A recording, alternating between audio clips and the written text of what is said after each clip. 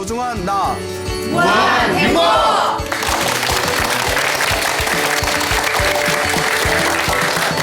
예, 만나서 반갑습니다. 광우쌤이라고 합니다.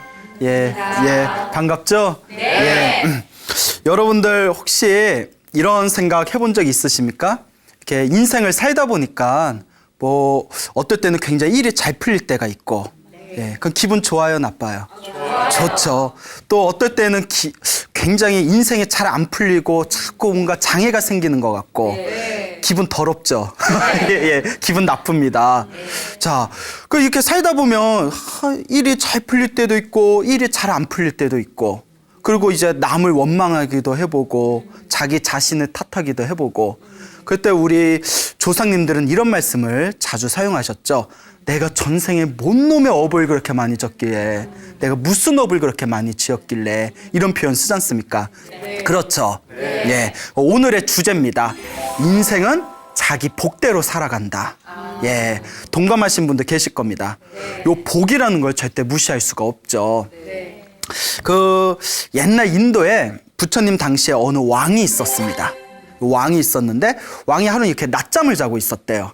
그래서 쿨쿨하고 낮잠을 자고 있었는데 잠결에 두 명의 신하가 대화를 나누는 것을 엿듣게 됩니다. 두 명의 신하가 무슨 이야기를 하는 거 하고 엿들어 보니까 그 한 신하가, 야, 우리가 이렇게 왕의 신임을 받고 잘 먹고 편안하게 잘 사는 것은 모두가 왕의 덕택이다. 모두가 왕의 은혜다. 이런 말을 하는 거예요. 그 왕이 기분 좋아요, 나빠요? 좋죠. 씩 웃으면서 이제 잠자는 척하면서 역시 내가 신하를 잘 뒀어. 근데 옆에 있는 신하가 아니다 이러는 거예요. 아니다. 잘 먹고 잘 사는 건 다 누구 복이다? 내 복이다. 내가 전생에 내가 좋은 업을 졌으니까 이번 생에 좋은 왕을 만났고 내가 왕의 신임을 받고 잘 먹고 잘 사는 거지, 내가 복이 없으면 이렇게 잘 살 수가 없다. 다 내 복이다. 이렇게 얘기하는 거예요. 그 왕이 가만히 들으니까 기분이 좋아, 나빠? 예, 괘씸하죠. 예? 그러니까 왕이 이렇게 누워서 무슨 생각을 하냐면, 부처님이 자기 업은 자기가 받는다. 자기 복대로 살아가는 것이다. 라고 말씀은 하셨지만, 막상 또 자기 복대로 사는 거지 왕의 은혜가 아니다. 이런 말을 들으니까 기분이 좀 별로다. 기분이 좋지가 않구나. 이제 이런 마음이 듭니다. 이제 중생은 어쩔 수 없어요. 예, 이제 살짝 삐졌어요. 그래서 이제 왕이 낮잠에서 이제 일어납니다. 부수수 일어나서 이제 못 들은 척하고 방에 가서 이렇게 편지를 씁니다. 이제 왕비에게 편지를 써요. 왕비여, 내가 신하에게 이 편지를 갖다 주면 이 편지를 배달한 신하에게 선물로 큰 보물을 주어라. 라고 이렇게 왕비에게 편지를 써요.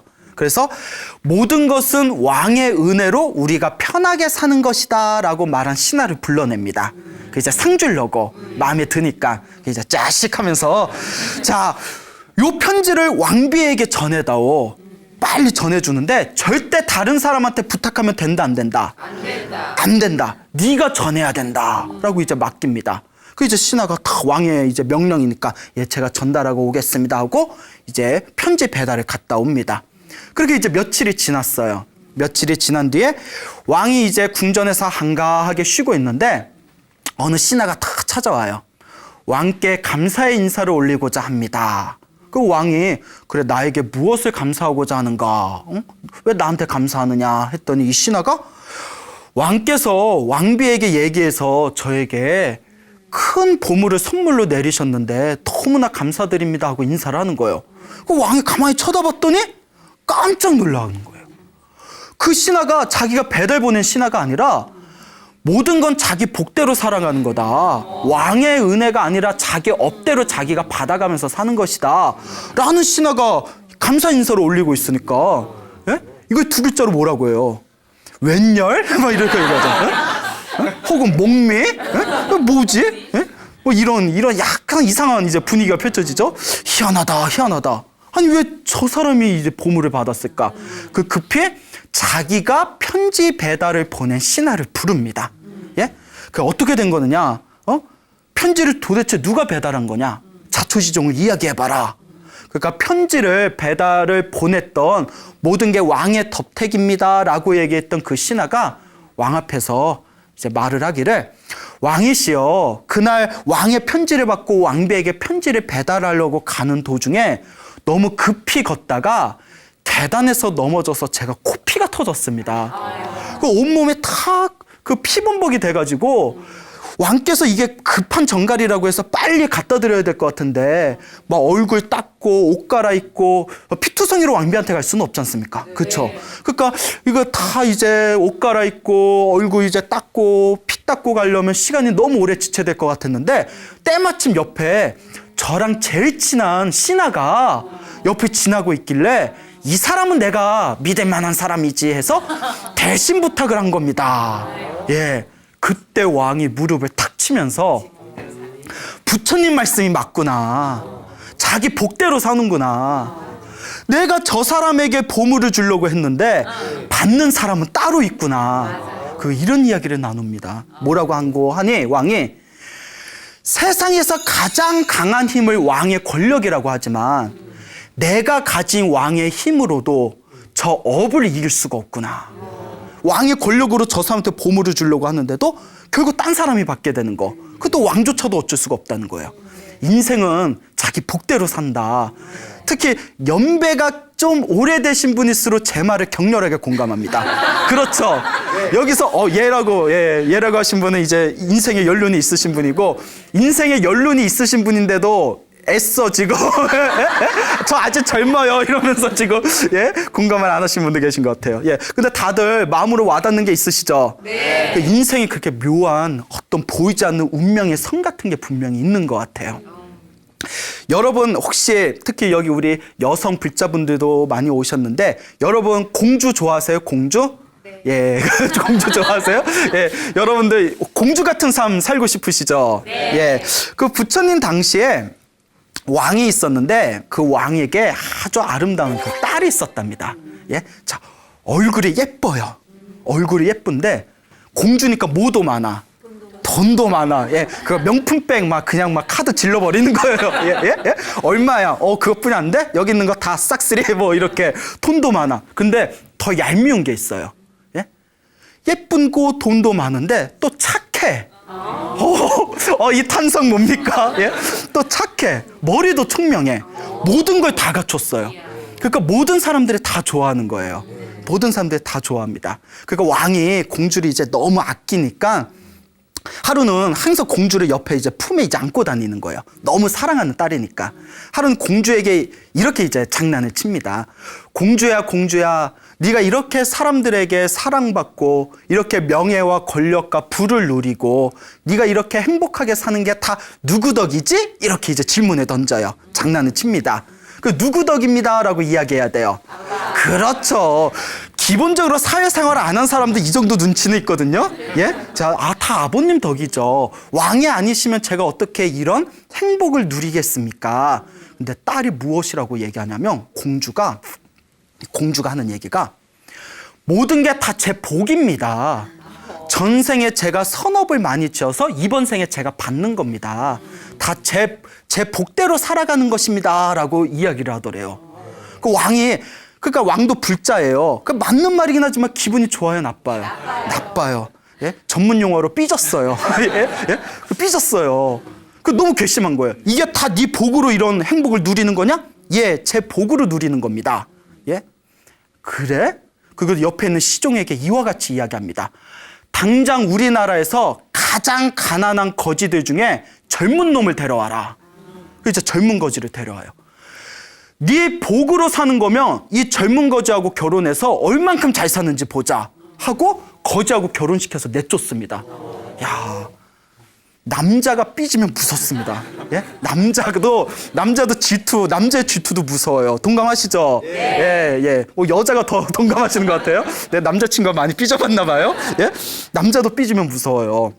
그러니까 가장 사랑하는 딸을 젊은 거지하고 결혼해서 내쫓아 버린 겁니다. 그러니까 막 옆에 왕비가 울고 있어요. 울고 있는데 이제 왕이 너무나 화가 나 있으니까 뭐라 말리지도 못해요. 그 공주의 이름이 성광입니다. 공주의 이름이 성광인데 이 성광 공주가 그 어머니를 다 안아드리면서 어머니 다 자기 복대로 살아가는 거라고 부처님께서 말씀하시지 않았습니까? 제가 정말 복이 많으면 거지하고 결혼해서 나가서 살아도 제 복대로 행복하게 살겠죠. 이런 믿음이 있어요. 그러니까 어머니는 다 이렇게 위로를 해드린 뒤에 젊은 거지와 왕군을 나옵니다. 그래서 이제 자기 남편이 된 이제 거지 운막을 가요. 자기 남편이 살고 있는 거지 운막을 가는데 그 거지 운막이 얼마나 초라하겠어요. 그 이제 남편한테 자기 이제 남편이 된 젊은 거지한테 다 절을 올리면서 이렇게 이야기합니다. 부처님께서 부부의 인연은 깊고 깊은 인연이라고 했습니다. 이번 생에 제가 당신과 결혼한 것도 전생의 깊은 인연일 것입니다. 많은 사람들은 지금 저를 비웃을 것입니다. 저 공주가 교만해서 입을 잘못 놀린 탓에 왕에게 쫓겨났구나. 그 젊은 거지하고 결혼해서 앞으로 괴롭게 살아가겠구나라고 저를 비웃을 테지만 저는 그와 같이 생각하지 않습니다. 부처님께서 분명히 자기 업은 자기가 받는 것이고 행복과 불행도 자기 안에 있다라고 했습니다. 그러니 이제부터라도 우리가 인과 응보를 열심히 믿고 열심히 복과 선업을 쌓아서 행복하게 살아봅시다. 이렇게 이야기를 하더래요. 공주가 대차요. 예, 자, 이렇게 이야기를 하면서 이제 남편한테 근데 당신 부모님은 어디 계십니까? 라고 질문을 합니다. 이 남편이 하는 얘기가 실은 우리 집이 이 나라에서 가장 손꼽히는 큰 부자였는데 내가 어렸을 때 부모님이 갑자기 급사를 당하셨고 그 집에 큰 화재가 나서 내가 이와 같이 천의 고아가 돼서 거지로 살아오고 있어. 부모님은 돌아가신 지 오래요. 예, 그럼 이제 시월드는 안 겪겠네요, 공주가. 거지하고 결혼해서 쫓겨난 것도 서러운데 시어머니 이제 잔소리 안 들어도 되겠네요라고 얘기하면 안 되겠죠? 예, 그러냐고. 그러면 당신이 살던 옛집을 한번 가보자고. 옛집에 한번 가봅시다. 그러니까 이제 그 거지 남편이 아니 집이 다 불타서 황폐하게 이제 변한 지 오랜데 가봤자 별거 없습니다. 아닙니다. 제가 짐작되는 바가 있으니 한번 가봅시다. 이제 거지 남편이 자기 옛집을 데려가요. 그 이제 다 불타고 다 황폐화되고 막 잡초가 이제 가득하겠죠. 그 성광공주가 그 안에 들어가가지고 여기저기 막 뒤져봅니다. 그 거지 남편은 뭐 하고 있나 하고 이렇게 쳐다보고 있는데 자 이렇게 다 뒤져봐요. 뒤져보더니 여러분 그런 얘기 들어본 적 있습니까? 정말 복이 많고 운이 많은 사람은 길을 가다가 돌부리에 넘어지게입니다. 돌부리에 넘어져서 머리가 깨졌어요. 그래서 너무 화가 나요. 너 같은 돌부리가 감히 나를 해치려고 해? 너무 화가 나서 삽을 가져와서 그 돌부리에게 복수하려고 땅을 팝니다. 땅을 팠는데 거기서 뭐가 나왔을까요? 예, 온천이 터졌답니다. 예? 그러니까 아니 저도 어디서 들은 얘기예요. 정말 복이 많은 사람은 재수 없는 사람은 넘어져서 코가 깨진다는 얘기도 있잖아요. 뒤로 넘어져서 코가 깨진다. 정말 복이 많은 사람은 복수하려고 땅 파다가 온천이 터지는 거예요. 성광공주도 복이 많았나 봐요. 예? 뭐가 있나 이렇게 찾다가 뭐 이상한 괴짝이 보여서 괴짝을 다 열어봤더니 여태껏 그 누구도 찾지 못했던 금괴 괴짝을 금은 보물이 있는 금괴로 된 괴짝을 찾아낸 거예요. 그래서 남편을 불러서 이렇게 이야기합니다. 제가 짐작되는 바가 있다고 하지 않았습니까? 분명 모든 부모는 자식을 사랑하기 마련입니다. 분명히 당신의 부모님께서도 당신의 미래를 위해서 재산을 어디다가 분명히 숨겨놨을 겁니다. 근데 갑자기 급살로 돌아가셔서 유언을 남기지 못하셨을 겁니다. 그래서 제가 혹시나 하고 찾아봤던 겁니다. 복 있는 사람은 틀려. 여러분 한번 찾아보세요. 나오나? 복이 많으면 나오시겠지. 예? 그러니까 이제 그 괴짝을 가져와가지고 그 괴짝에 있는 금은 보물을 팔아서 큰 집을 짓고 하인들을 이제 모아서 이제 궁전에서 지내던 거와 같이 그런 행복한 나날을 보내게 됩니다. 그래서 왕이 이제 자기의 딸을 내쫓은 그 왕이 너무나 가슴에 죄책감이 느껴지는 거예요. 내가 미쳤지. 내가 세상에 눈에 넣어도 안 아프는 내 딸을 순간의 화를 못 이겨서 내 딸을 거지에게 결혼시켜서 내쫓았다니 내가 미쳤구나. 그 이제 시종을 불러서 내 딸이 지금 고생하고 있지는 않은지 내 딸이 지금 힘들게 살고 있지는 않은지 어서 찾아봐라. 죽기라도 하면 어떡하냐. 어서 찾아봐라 이러더래요. 그 부모 마음은 다 같아요. 예? 그러니까 그거 좀 참지. 뭐 또 굳이 또 내쫓아. 그렇죠. 예? 무슨 막장 드라마야. 예? 자, 그래서 이제 시종이 이제 가가지고 이제 성광공주가 어딨나 이렇게 찾아봤더니 너무너무 행복하게 살고 있는 거예요. 큰 부자가 돼서.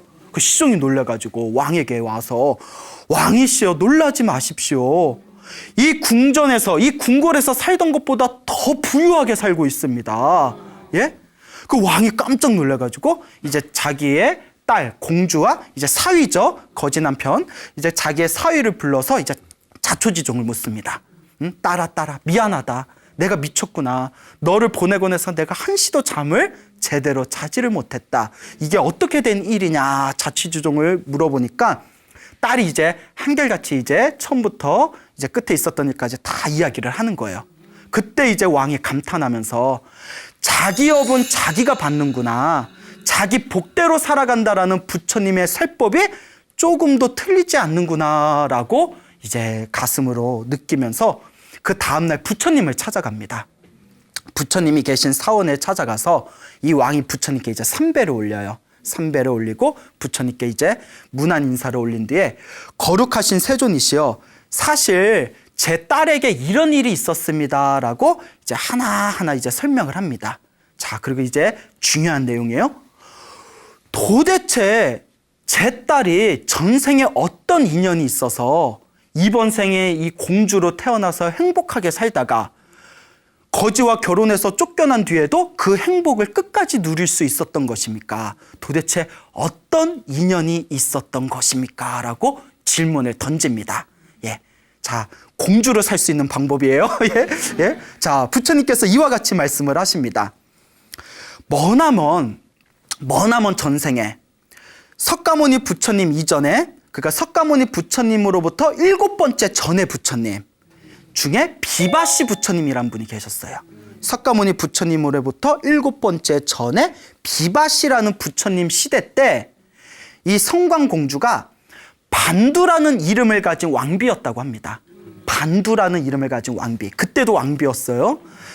반두라는 이름을 가진 왕비였는데 마음이 너무 착하고 불심이 깊어서 항상 가난하고 힘들고 외로운 사람들에게 보시를 하고 항상 베풀고 수행을 열심히 하는 수행자들에게 항상 공양을 올리고, 자, 우리 불교에서는 가난하고 힘들고 외로운 사람들한테 베풀거나 또 수행을 열심히 하는 수행자들에게 공양을 올렸을 때 강력한 복을 받는다고 합니다. 예, 인과응보의 법칙이죠. 그러니까 사회에서 봉사활동 많이 하시고 또 절에서 스님들께 공양 올리고 봉사 많이 하시는 분들은 이번 생에 당장 효과가 없는 것 같아도 다음 생에 다 받아간답니다. 인과응보, 자기 업은 자기가 받는 거예요. 그래서 이 반두라는 왕비가 항상 가난한 사람들한테 베풀고 수행자들한테 항상 공양 올리고, 그리고 이 비바시라는 부처님께서 이제 열반 입적을 하십니다. 이제 돌아가시면서 화장을 했는데 무수한 사리가 나왔대요. 오색사리가 나왔대요. 그래서 그 오색사리를 다 거두어서 큰 탑을 세워서 그 사리탑을 만들어서 사리를 정성스럽게 봉안을 합니다. 사리탑을 만들고 그리고 그 비바시 부처님하고 똑같이 닮은 청동불상을 만들어서 또 많은 중생들에게 불법을 펼쳤다고 합니다.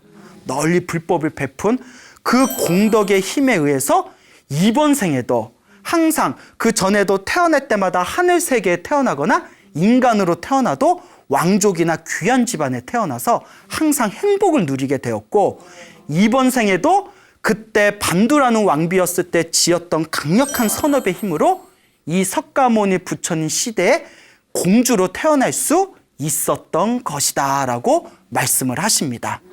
그러면서 부처님께서 이야기 하나를 더 하세요. 그 거지 남편은, 이것도 중요해요. 우리 거지가 되기 싫으면 잘 배워놓으셔야 돼요. 거지 남편은 전생에 반두라는 왕비의 남편이었던 왕이었다고 합니다. 사실 왕이었는데, 자, 두둥 자체 효과음이에요. 예. 이제 중요한 내용이니까. 왕이었는데 자기 왕비가, 자기 부인이 자꾸 가난한 사람들한테 베풀고 스님들한테 공양 올리고 예? 항상 막 불법을 사람들한테 널리 펼치는 모습이 그렇게 꼴보기가 싫은 거예요. 예? 그러니까 막 악담을 해요. 야, 저렇게 머리에 빡빡 깎은 중들한테 뭐 그런 거 갖다 줘봤자 무슨 복을 받는다고. 예? 예? 그런 남편 많으실 거예요. 예, 우리 보살님들 중에서도 이렇게 절에 열심히 다니면 그 절에 뭐하러 열심히 다녀? 뭐 이런 분들이 계실 수도 있을 거예요. 그 왕이 막 이렇게 악담을 하고 방해를 하고 싫어하니까 이제 이 반두라는 왕비가 항상 부처님한테 기도하면서 제발 우리 남편도 독실한 불자가 되게 해주십시오. 우리 남편도 큰 복을 짓는 그런 훌륭한 제가 신자가 되게 해주십시오라고 항상 기도하면서 남편을 설득을 했답니다. 오랫동안 설득을 하니까 그래 이제 왕도 이제 부인을 아주 사랑했나 봐요. 자기의 왕비, 자기의 부인이 더 아주 깊은 마음으로 설득하고 또 설득하니까 나중에는 마음을 바꿨대요. 마음을 바꿔서 나중에는 자기 왕비, 부인을 따라서 그 가난한 사람들에게 많이 베풀고 스님들한테 공양 올리고 그 부처님한테 이제 기도도 하면서 그 뒤로는 선업을 많이 지었다고 합니다. 그때 업으로 인해서 처음에는 왕비가 복 짓는 걸 방해하고 스님들한테 악담을 했잖아요. 처음에 그 업의 과보, 그 악업으로 인해서 처음에는 그 초년에는 거지로 살았다는 거예요. 무슨 말인지 알겠죠? 그러다 나중에 왕비, 자기 부인의 설득으로 마음을 돌려서 복을 많이 지은 선업의 힘에 의해서 이번 생에 다시 머나먼 전생에 자기 부인이었던 누구를 만나서 성광공주를 만난 뒤에 우리 전문 용어로 발복을 한 거예요. 복이 발한 거예요. 무슨 말인지 알겠죠? 즉 악업은 악업대로, 선업은 선업대로 누가 받는다? 다 자기가 받는 거예요. 여러분. 여러분 한번 생각해 봅시다. 여러분들이 살아가면서 좋은 일 생길 때도 있죠. 여러분들이 살아가면서 나쁜 일 생길 때도 있죠. 좋은 일이 생길 때가 더 많아요? 나쁜 일이 생길 때가 더 많아요? 나쁜 일. 예. 아, 애매한데 이거. 예. 자, 근데 이렇게 한번 따져보시면 됩니다. 살아가면서 좋은 일이 많이 생기는 사람일수록 내 전생에 복을 많이 지은 거예요. 살아가면서 안 좋은 일이 자꾸 생기는 사람일수록 전생에 악업을 많이 지은 거예요. 복을 다 까먹어서 그래요. 근데 이번 생에 자꾸 무엇을 지어야 되겠어요? 그렇죠. 선업, 복을 지어야죠. 예? 이제 아시니까 오늘부터 복 많이 지으시겠네. 예? 자기 운명은 자기가 바꿀 수 있습니다. 단 자기가 지은 업에 대해서 책임을 가지고 끊임없이 선업을 지어야 됩니다. 복은 하늘에서 뚝 떨어지는 게 아니에요. 자기 복은 누가 짓는다? 자기가 짓습니다. 예?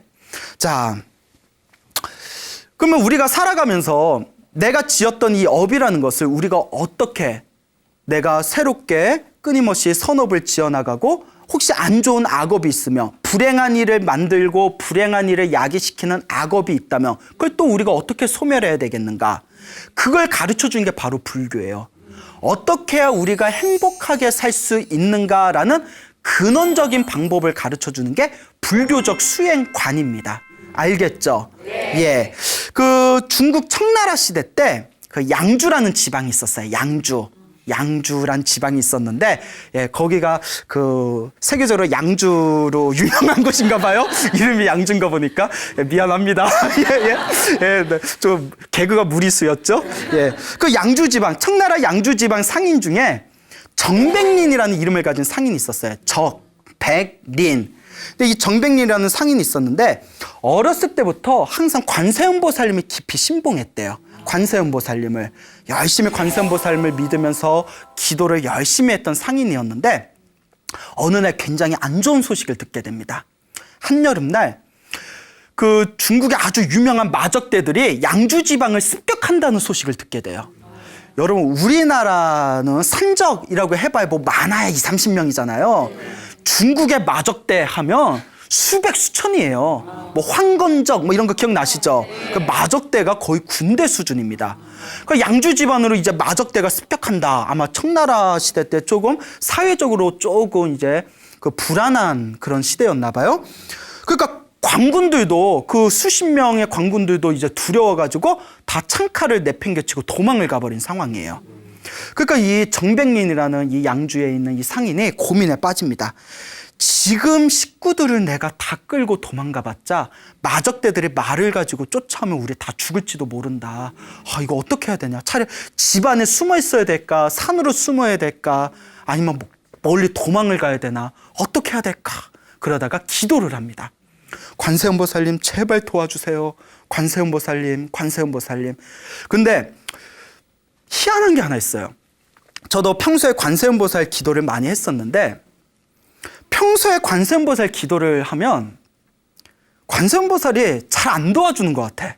솔직히 뭐 아무리 불러도 있는지 없는지, 나 혼자 허공에다 관세음보살 불러봤자 뭐 있는지 없는지 대꾸도 없고, 뭐 이거 효험이 있나 없나 싶기도 하고. 근데 신기한 게 정말 다급할 때 부르면 정말 효과가 있어요. 제가 경험해봐서 알아요. 그거 희한해요. 정말 다급할 땐 도와주는 것 같아요. 그래서 제가 이 얘기를 어느 큰 스님께 여쭤봤더니 그러시더라고요. 관세음보살님은 가벼운 분이 아니다. 정말 저 사람이 간절할 때, 정말 급할 때, 그때 귀신같이 도와주신다. 굉장히 시크해요. 아주 도도하세요. 무슨 말인지 아시겠죠? 네. 그러니까 이 정뱅이라는 사람이 간절하게 너무나 다급하니까 목숨이 걸려 있잖아요. 열심히 기도를 하니까 꿈에 관세음보살님이 나타나셨대요. 실제로 우리 기도 많이 하신 분들, 불자분들 중에 간절히 기도하면 꿈에 현몽하는 경우가 있습니다. 실제로 있어요. 여러분들도 다 기도해봐서 알잖아요. 네. 표정이 예러 가신 분도 계시네요. 그 열심히 기도하니까 관세음보살님이 현몽을 하셨는데 관세음보살님이 이렇게 이야기하시는 거예요. 너희가 지금 17명의 가족이 있는데 많이 났어. 17명의 가족이 있는데 너 하나는 목숨을 살기가 힘들다. 16명을 살릴 수는 있지만 너는 살기가 힘들다. 너는 이번에 죽을 것이다. 하지만 너네 가족은 살 것이다. 라고 이제 현몽을 하게 됩니다. 가족이라도 사니까 얼마나 다행이에요. 그런데 내가 죽는다니까 슬퍼요, 안 슬퍼요? 슬프죠. 일단 내가 있어야 가족도 챙겨주지. 그렇잖아요. 그러니까 다시 기도를 합니다. 관세음보살님 제발 저도 살려주세요. 관세음보살님은 무한한 능력과 힘이 있지 않습니까? 제발 자비로운 마음으로 저도 살려주십시오라고 간절히 기도를 합니다. 그리고 며칠 후에 또 꿈을 꿨어요. 관세음보살님이 나타나시더니 이렇게 이야기하십니다. 전백리나 내 얘기를 한번 들어보거라. 너는 과거 전생에 누군가를 칼로 26번을 내리쳐서 죽였던 업이 있다. 살생의 업이 있다. 너는 이번 생에 그 업을 받아야 된다.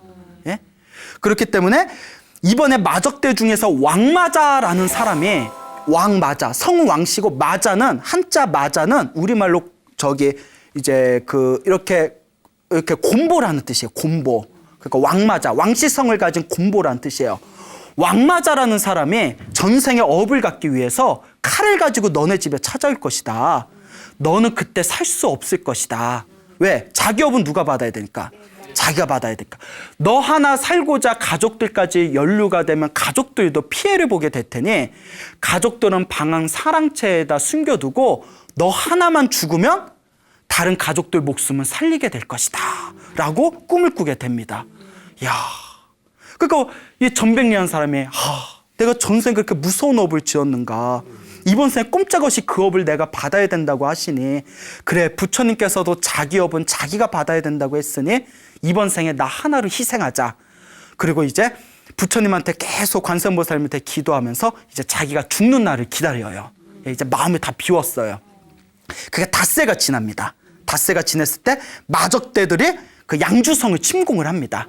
그러니까 이제 계획대로 전백리는 이제 자기 사랑채에다가 가족들을 다 숨겨두고 자기 혼자 대청마루에 딱 기다리고 있어요. 이제 얼마 안 있으면 오겠구나. 이거 초조한 걸? 뭐 그러겠죠. 나 떨고 있니? 뭐 이랬겠죠. 어떡하지? 빨리 와서 이왕 만남이면 빨리 와서 죽여줬으면 좋겠는데. 이제 마음을 다 비웠으니까. 네? 그때 이제 웬 큰 거구의 웬 도적이 그 칼을 들고 칼을 막 휘두르면서 여기 아무도 없느냐 하고 자기 집안으로 뛰어쳐 들어온 거예요. 또 얼굴을 보니까 뭐 곰보예요.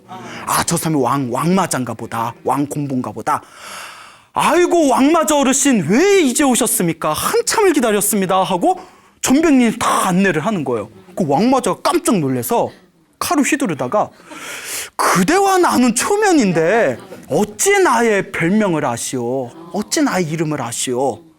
그러니까 이 전백린이 일단 오셔서 목마르실 텐데 차 한 잔 드시고 좀 쉬셨다가 이왕 죽일 거 컨디션 좋을 때 저도 한 방에 가니까 그렇잖아요. 막 두 번 세 번 내리치면 얼마나 아파요. 한 방에 가야 되니까 일단 뭐 차부터 드시고 좀 쉬시죠. 그 이제 차를 한 잔 다 들으면서 관세음보살 꿈 이야기를 합니다. 그 왕마자가 예끼 이놈아 어디 사람을 그렇게 현혹시키고 속이려 드느냐 그게 말이 되냐 관세음보살이 꿈에 나타나서 내 이름을 가르쳐 주다니 아닙니다. 제 말이 거짓이라며 어떻게 제가 당신의 이름을 알고 기다리고 있었겠습니까? 관세음보살님께서 제가 당신의 전생에 26번 칼로 내리쳐서 죽인 업이 있으니 이번 생에 그 업을 받으라 하셨습니다. 그러니 한 가지 바람이 있다면 저 그냥 고통 없이 저를 죽여주십시오 라는 거예요. 그 왕마자가 탁 이렇게 차를 한 잔 마시면서 탁 고민하더니 그래 네가 지은 업은 네가 받아야지 하면서 칼로 내리칩니다. 26번을 퍽 하고 내리쳐요. 자 그런데 두둥 마무리는 항상 어때야 된다? 훈훈해. 어쩜 그렇게 잘하세요? 마무리는 훈훈해야 되죠. 칼등으로 내리칩니다. 날이 아니라 무엇으로 내리쳤다? 칼등으로 내리쳐요. 칼등으로 26번을 퍽퍽 내리칩니다. 그러더니 왕마자가 이렇게 이야기합니다. 전생에 그대가 나를 죽여서 내가 이번 생에 그대를 죽이면 다음 생에 또 그대가 나를 죽일 거 아닌가. 이 원한이 언제 끊기겠는가. 쿨해요. 그렇죠. 호인이야. 마적대지만 여기서 우리 인연은 끝내고 다음 생에는 좋은 인연으로 만납시다 하고 남겨놓고 호련히 사라졌다고 합니다. 이게 바로 관세음보살 영업록에 나와 있는 내용입니다. 자기 운명을 바꿨어요, 못 바꿨어요? 바꿨죠.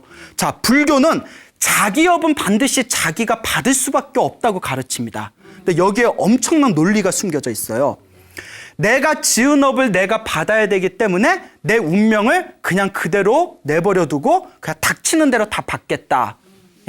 그리고 노력도 하지 않겠다. 의지도 일으키지 않겠다. 이거는 부처님이 반대하신 겁니다. 왜냐? 내가 지금 받는 업은 언제 지은 거죠? 전생. 과거에 지은 업이죠. 그러면 미래에 또 행복한 업을 만들려면 언제 또 새로 지어야 돼요? 지금. 그렇기 때문에 내가 전생에 지었던 업도 이번 생에 내 노력 여하에 의해서 바꿀 수 있다. 운명은 바꿀 수 있다. 라는 것이 바로 불교의 업론입니다. 전생에 내가 죽을 업을 졌을까 이번 생에 나 그냥 죽어야지가 아니라 전생에 내가 죽을 업을 졌으면 이번 생에 선업을 열심히 지어서 그 죽을 나쁜 운명의 업을 내가 바꿔나가겠다라는 역동적이고 적극적인 업의 가르침이 바로 불교예요. 아시겠죠? 네. 예전에 책을 보다가 제가 굉장히 끔찍한 내용을 봤어요. 무엇인가 하면 인도에서 그 어린 나이에 미성년자였을 때 사창가에 팔린 여자아이가 있습니다.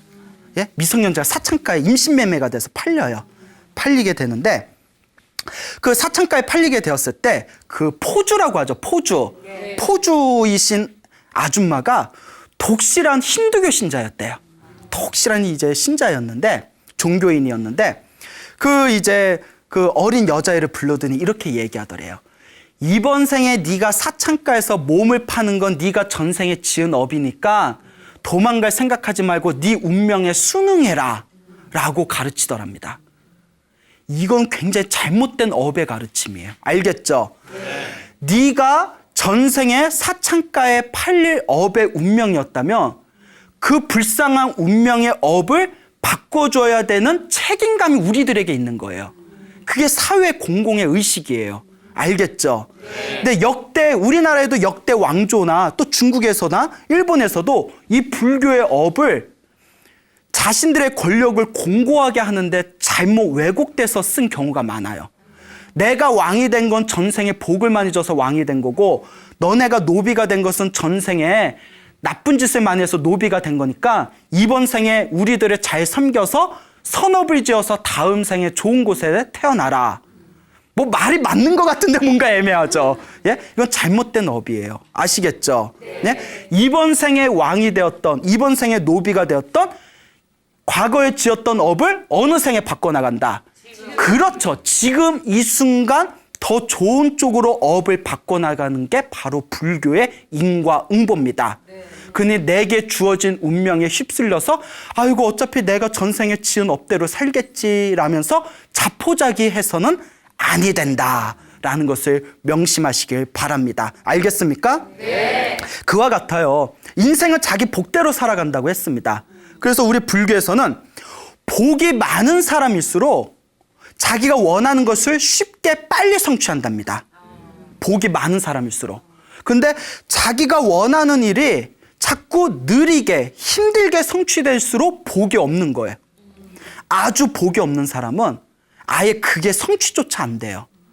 자, 자꾸 안 좋은 일들이 생기다 보면 사람의 뇌가, 우리 뇌가 굉장히 정교하거든요. 나는 안 돼, 안 돼. 해도 어차피 나는 안 돼라고 스스로 타성에 젖어버린답니다. 뇌가 실제로. 그리고 자꾸 부정적인 생각을 일으키게 된대요. 그렇지만 정말 내가 내 운명을 바꿀 수 있다라는 믿음이 있는 사람이라면 내가 지금 안 되는 것은 아직 내가 복의 힘이 부족하기 때문이다. 그렇기 때문에 이번 생에 지금 현재 이 순간 내가 열심히 선업을 짓고 복을 지으면 앞으로 내 미래는 점점 행복해질 것이다 라는 확고한 마음을 스스로 각인하셔야 됩니다. 운명을 개척하는 게 바로 불교예요. 아시겠죠, 여러분? 예, 여러분의 운명을 바꿔보시길 바랍니다. 운명을 바꾸기 위해서 불교에서는 여러 가지 방법과 수행법을 가르쳤는데요. 간단히 요약해서 말씀드리자면 우리가 시간이 바쁘니까 첫째, 기도를 많이 해라. 기도를 많이 해라. 여기서 기도를 많이 하라는 의미가 내가 지금 이번 생에 일이 잘 안 풀리는 거는 전생에 악업을 많이 지어서 그래요. 악업, 좋지 못한 업, 그러니까 볶아먹는 짓을 많이 해서 그래요. 볶아먹는 짓 중에 대표적인 게 우리 사람들이 쉽게 저지르는 건데 뒤에서 누구 욕하는 거. 어떻게 뒤에서 누구 욕하는 게 그렇게 입으로 짓는 악업이라고 해요. 뭔 얘기인지 알겠죠? 건전한 비판은 괜찮아요. 비판과 비난의 차이 아시죠? 비판은 더 나은 곳으로 나아가기 위한 서로의 어떤 의견의 교류고, 비난은 그냥 마음에 안 들어. 난 네가 재수없어. 그래서 욕을 하는 게 비난이에요. 그래서 전생에 지은 이렇게 입으로 지었거나 몸으로 지었거나 내가 언행으로 지었던 안 좋은 업이 이번 생에 그대로 전달돼서 내 업은 누가 받는다고요? 내가 받습니다. 그래서 일이 잘 안 풀린다는 거예요. 내가 지은 악업의 힘에 의해서 일이 잘 안 풀리는 것을 우리가 업장이라고 합니다. 악업의 장애물, 줄여서 업장이라고 해요. 그래서 기도를 많이 하라는 것은 이 업장을 소멸하는 기도를 하라는 거예요. 업장을 소멸하는 기도를 우리가 불교에서 전문 용어로 참회 기도라고 하죠. 참회, 잘못했습니다라는 참회. 아시겠죠? 그래서 참이라는 것은 내가 잘못했다, 부끄러워하는 마음을 일으키는 거고요. 회라는 것은 다시는 짓지 않겠다라는 마음이다. 뭐 이런 식의 여러 가지 이제 설명 방법이 있습니다. 그래서 기도할 때 가장 좋은 기도 중에 하나가 이제 108참회 같은 게 되겠죠. 자, 이렇게 집에서 하셔도 돼요. 마음으로 부처님을 생각하면서 제가 과거 전생에서부터 중요합니다. 알고 지었건 모르고 지었건 내가 지은 모든 악업을 참회하겠습니다. 잘못했습니다 하면서 한 배 한 배 절할 때 내 무의식에 저장되어진 악업의 에너지가 조금씩 사라지는 거예요. 무슨 말인지 알겠죠? 그러니까 어떤 분이 이런 말씀하세요. 스님, 저는 아무리 생각해도 잘못한 게 없는데 왜 자꾸 절하면서 잘못했습니다 그런지 난 이해가 안 된다고. 그래서 제가 그분에게 이렇게 말씀드렸어요. 나는 살아오면서 한 번도 잘못한 게 없는데라는 그 마음이 잘못한 거다. 여러분, 살아오면서 우리가 말 한마디라도 누구에게 상처를 준 적이 없을까요? 있죠. 한 번이라도 내가 아무리 양심껏 살려고 하더라도 알게 모르게 지은 자기만의 잘못이 있습니다. 그래서 불교에서 뭐라고 해요? 알고 지었건 모르고 지었건 내가 지은 모든 업을 참회합니다. 잘못했습니다. 그리고 불교에서는 한 걸음 나아가 이렇게 가르칩니다. 깨달음을 얻은 성자도 참회 기도를 한대요. 깨달음을 얻은 분도. 아니, 깨달음을 얻은 분이 무슨 잘못이 있어서 참회 기도를 할까요? 중생들의 잘못을 참회한대요. 중생들이 지은 죄업을 제가 대신 참회합니다. 우리 중생들을 행복하게 해주십시오.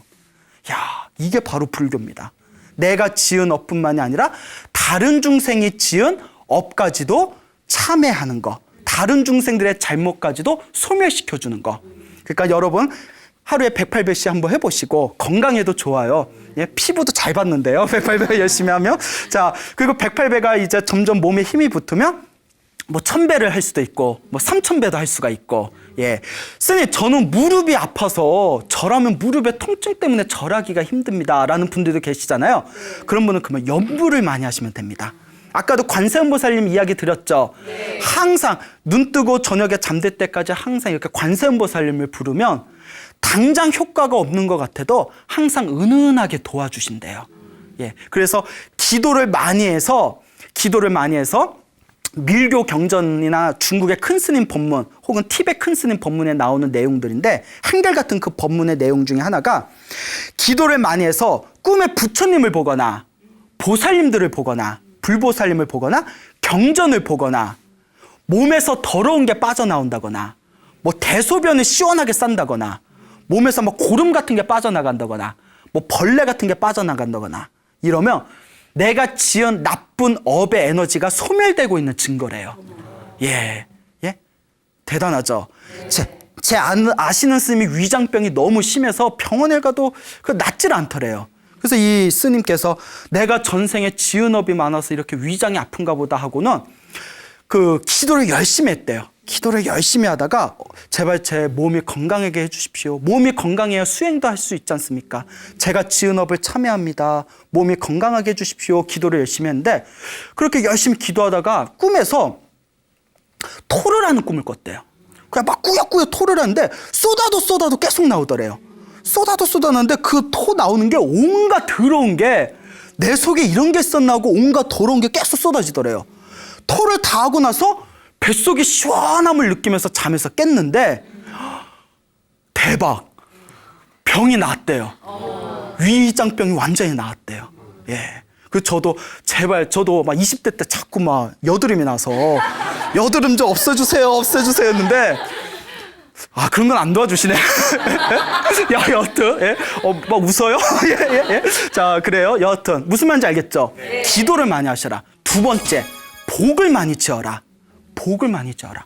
남을 위해서 봉사하고, 가난하고, 힘들고, 괴로운 사람들한테 베풀고, 절에 가서, 뭐, 절에서 봉사하고, 이런 복 짓는 거 하나하나가 여러분들의 선업을 차곡차곡 키우는 길입니다. 아시겠죠? 네. 세 번째, 제일 중요한 게 있습니다. 많은 분들이 여기서 이제 자지러지는데요.